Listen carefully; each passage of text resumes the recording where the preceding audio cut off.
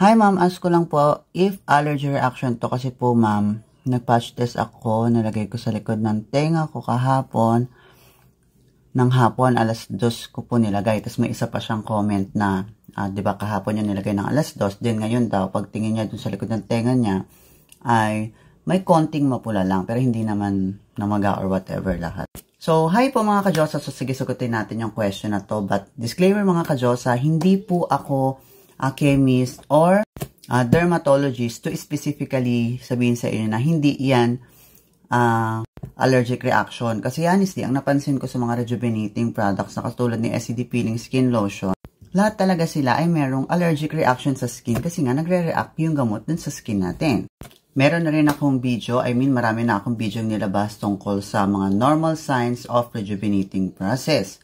Kung normal ba yung mga nararanasan natin, such as redness, itchy, and swelling, and then yung iba naman nagkakaroon ng breakouts. So, very common yung redness kapag gumagamit tayo ng mga rejuvenating product. So, okay, sasagutin natin yung question na to ng based ating experience, based sa feedback ng mga users bukod sa akin, at based din sa nahanap natin through research. But for me, it is better na mag-research din kayo by your own para at least pare-parehas nating malaman kung tama rin ba yung mga nararanasan natin at nakukuha nating mga information here in public. Kasi again, hindi nga ako dermatologist. So sige, mag-start tayo.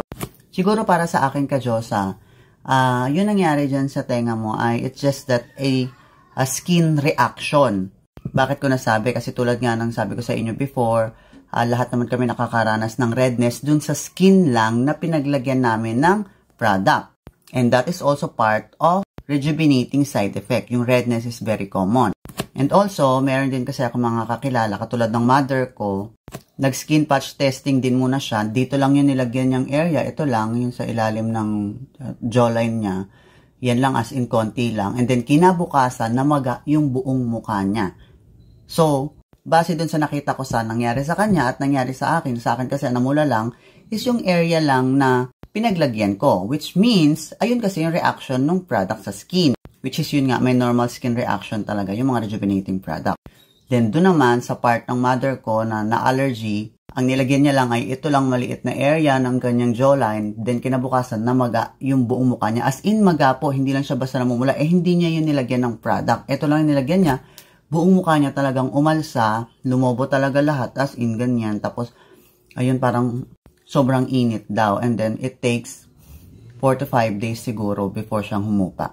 And halos karamihan din naman ng mga nag-feedback ng mga first-time user na nilagay nila yung peeling lotion sa mukha nila. Lahat naman sila nakaranas ng redness.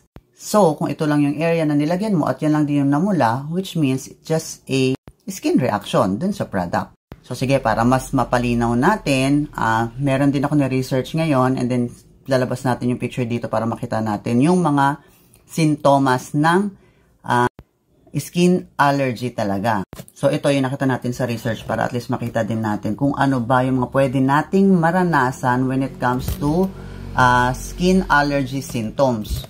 So, ito yung sabi, cough. So, ayan, medyo nauubo-ubo ka. Ayan yung talagang mga allergy.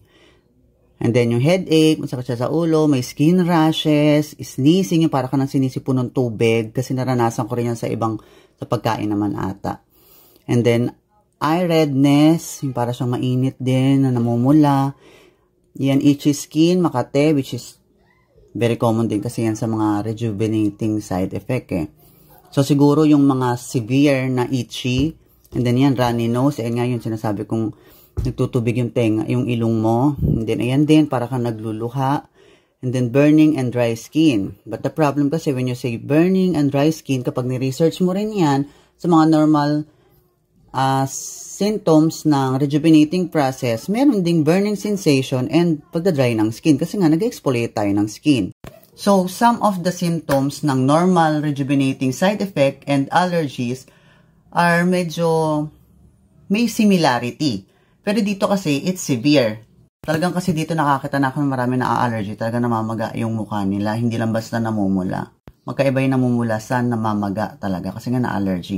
And for example, dun din sa food, di ba ganyan yung kumain ka, for example, bawal sa'yo yung hipon, nakakain ka ng hipon, and then Eh nga, namamaga yung mukha nila, sobrang nangangat yung buong katawan nila di ba hindi naman nila nilagay yun sa braso at ano nila. Pero bakit ganon, di ba? Hanggang sa nahihirapan na silang huminga, ayan, mga allergy yan.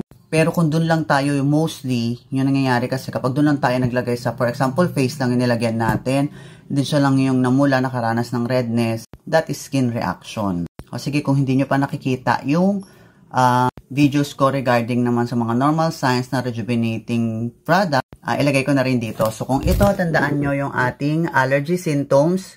Ngayon naman, lilipat tayo sa rejuvenating can cause various side effects including, so ayan, redness, scabbing, and swelling. Meron din siyang changes in skin color. Ayan yung parang namumula na nangingitim siya. Stinging, parang medyo mahapdi siya. Your skin may get tight and irritated. So, ayan, part din kasi siya ng rejuvenating process. And then, meron, ayan, skin purging. So, dyan naman papasok yung para tayong nagkakatigya-tigyawat. So, ayan, mga ka-Diyosa, as you can see, based yan sa parehas na research, almost similar sila. But one thing is for sure, mas severe talaga yung kapag allergy tayo dun sa product kasi talagang isang beses ka lang maglagay, talagang mamumula yan lahat. Kahit hindi mo nilagyan ng product, makakaranas ka rin ng pagrarashes, pangangate dun sa mga part ng skin mo na hindi mo naman nilagyan din ng product. And yun nga, katulad ng nangyari sa mother ko, and then dun sa iba na talagang hindi hiyang yung product, may allergy sila dun sa product, namamaga din yung buong mukha nila talaga. As in, maga po ha, iba yung namumula na hanggang sa yung pinakamalala na, nahihirapan na silang huminga. So, yun talaga yung mga side effect ng, yung mga naa-allergy talaga. Well, honestly, hindi nga ako ganun ka-expert to specifically determining about skin allergies. So, yung mga binigay ko sa inyo today is just from the research based on my own experience at feedback ng mga user natin na nakaranas din ng skin allergy.